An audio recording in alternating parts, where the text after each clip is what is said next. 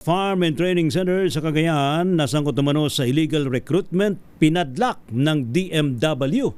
Report muna kay Noche Cacas. Noche. Lakay Ray at Miss Taya, pinasara ng Department of Migrant Workers ang ISTEPA sa Integrated Farm and Training Center Incorporated na isa umanong TESDA Accredited Training Center na pag-aari ni Aurelia Ramos Casuga sa Alapan, Cagayan. Ayon sa report ng mga operatiba ng DMW na pag-alaman mula sa isang Diumanoy farm worker ng ISTEPAS na nag-aalok ng trabaho para sa mga bansa tulad ng Poland, Lithuania, Greece at Hungary, gaya ng farm at fishing sector, factory worker, pastry worker at baker, kapalit ng sahod na halagang 1,200 euros na pumapatak sa 80,000 to 90,000 pesos.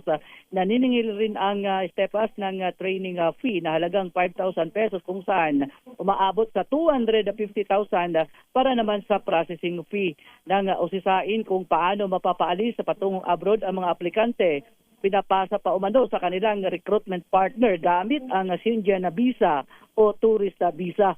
Napag-alaman ng DMW na walang permiso ang nasabing training center na maharap sa kasong illegal recruitment at irerekomenda rin ng DMW na maisama ang mga pangalan ng incorporators sa list of persons and entities with derogatory record.